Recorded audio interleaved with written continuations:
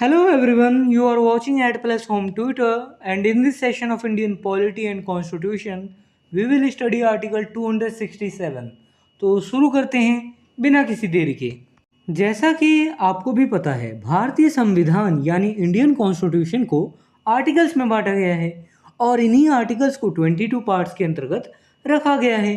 इसी 22 पार्ट्स में से 12th पार्ट में फाइनेंस, प्रॉपर्टी, कॉन्ट्रैक्ट्स और सूट्स के बारे में बताया गया है, जिसके अंतर्गत आर्टिकल 264 से लेकर आर्टिकल 300A तक के सारे आर्टिकल्स आते हैं। यहाँ हम बस आर्टिकल 267 पर चर्चा करेंगे। आर्टिकल 267 पार्ट 12 के चैप्टर फर्स्ट के अंतर्गत आता है। चैप्टर फर्स्ट में फाइनेंस के बारे में बताया गया है।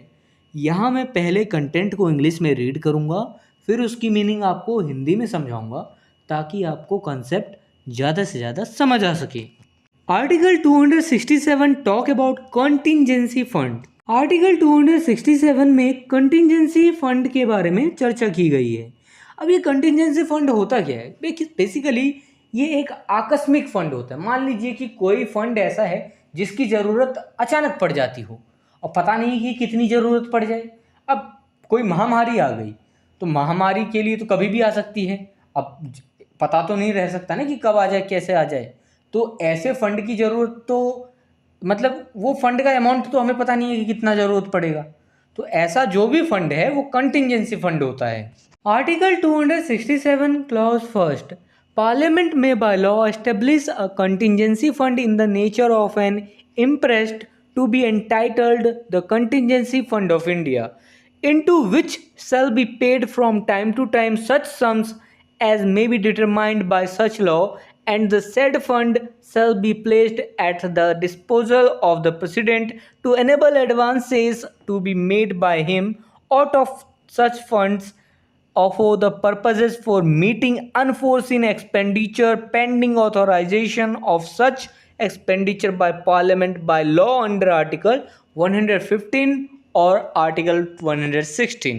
पार्लियामेंट कानून द्वारा अग्रिम यानी इम्प्रेस्ड के स्वरूप की एक कंटिंजेंसी फंड की स्थापना कर सकेगी, जिसे कंटिंजेंसी फंड ऑफ इंडिया कहा जाएगा, जिसमें समय समय पर ऐसे कानून द्वारा अवधारित यानी डिटरमाइंड राशियां जमा की जाएंगी और उस फंड को राष्ट्रपति के निपटान में रखा जाएगा ताकि राष्ट्रपति अनफोर्सीन एक्सपेंडिचर को पूरा करने के पर्पस के लिए ऐसे फंड में से एडवांसेस यानी अग्रिम राशि दे सके, जब तक कि पार्लियामेंट आर्टिकल 115 या आर्टिकल 116 के अधीन कानून द्वारा एक्सपेंडिचर को ऑथोराइज ना कर दे। देखिए, किसी फंड को अगर एडवांस रूप में देना है तो वो कंटिंजेंसी फंड होता है। तो पार्लियामेंट कानून द्वारा जो है एक कंटिंजेंसी फंड की स्थापना कर सकती है, जिसे कंटिंजेंसी फंड ऑफ इंडिया कहा जाएगा, जिसमें जो है समय समय पर कानून द्वारा ऐसे पैसे जमा करे जाएंगे उस फंड में। वो कानून के द्वारा डिटरमाइन किया जाएगा कि किस तरीके से पैसे उसमें जमा किए जाएं, और उस फंड को जो है राष्ट्रपति चलाएगा कि कब अनफोर्सीन एक्सपेंडिचर को पूरा करने के लिए कोई आपदा वापदा आ गया तो उसको पूरा करने के लिए जो है पैसे दिए जाएं, तो ये राष्ट्रपति इसका निपटान करेगा, आखिरी निपटान। तो राष्ट्रपति पैसा तो दे सकता है एडवांस के रूप में यहाँ से, ठीक है, लेकिन जब तक कि पार्लियामेंट आर्टिकल 115 या आर्टिकल 116 के अधीन कानून द्वारा एक्सपेंडिचर को ऑथोराइज ना कर दे, तब तक जो है राष्ट्रपति पैसा नहीं दे सकता। पार्लियामेंट को भी ऑथोराइज करना होगा, हाँ, कि ये पैसा ठीक वे में आप जो है एडवांस दे रहे हो। ऐसे नहीं कि एडवांस कितना भी पैसा उठा के पूरा कंटिंजेंसी फंड का पैसा उठा के राष्ट्रपति दे दे, ऐसा नहीं हो सकता। इसके लिए आर्टिकल 115 या आर्टिकल 116 के अधीन कानून द्वारा एक्सपेंडिचर को ऑथोराइज करना जरूरी है। पहले एक्सपेंडिचर को ऑथोराइज करो कि हाँ ये सही है एक्सपेंडिचर देना एडवांस के रूप में, तब जाके राष्ट्रपति ये पैसा दे सकता है। और ये पैसा एडवांस के रूप में दिया जाएगा क्योंकि इसे वापस लौटाना भी होगा जिसको दिया जाएगा। अब मान लीजिए किसी पर्पज़ के लिए दिए जा रहे हैं, कोविड के लिए, तो मान लीजिए कि कोई महामारी आ गई, महामारी के लिए दिया जा रहा है, पैसा तो दे दिया, अब कंटिंजेंसी फंड तो खाली हो गया ना, तो फिर से उसमें जमा तो करना होगा, तो उस पैसे को सरकार को दोबारा उसमें जमा भी करना होगा। तो ये चीज़ है। Article 267 clause second, the legislature of a state may bye law establish a contingency fund in the nature of an impressed to be entitled the contingency fund of the state, into which shall be paid from time to time such sums as may be determined by such law, and the said sum shall be placed at the disposal of the governor of the state to enable advances to be made by him out of the such fund for the purposes of meeting unforeseen expenditure pending authorization of such expenditure by the legislature of the state by law under article 205 और article 206।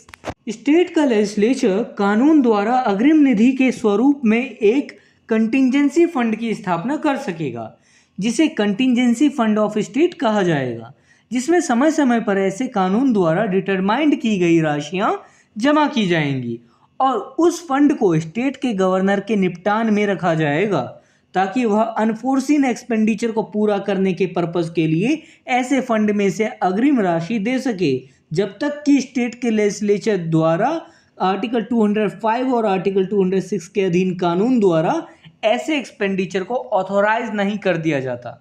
देखिए, ये एक बिल्कुल clause first की तरह है, बस changes इतना है कि स्टेट जो वहाँ पे यूनियन था, पार्लियामेंट था, पार्लियामेंट को लेजिस्लेचर से बदल दिया गया और केंद्र को जो यूनियन था, भारत था, जो इंडिया था, इंडिया को स्टेट से बदल दिया गया।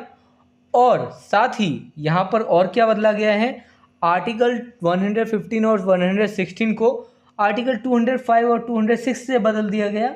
बस यही चेंजेस किए गए, बाकी सब कुछ सेम है, तो आप इसी तरीके से इसे समझ सकते हैं। और हाँ, प्रेसिडेंट को गवर्नर से बदल दिया गया, स्टेट के गवर्नर से। तो यहाँ पर दोनों क्लॉज को पढ़ के हमने यह जान लिया, फर्स्ट क्लॉज को पढ़ के तो यह जान लिया कि कंटिजेंसी फंड ऑफ इंडिया क्या होता है, और सेकंड क्लॉज को पढ़ के यह जान लिया कि कंटिजेंसी फंड ऑफ स्टेट क्या होता है और उसका यूजेस क्या होता है, किस तरीके से उसमें से पैसा निकाला जा सकता है।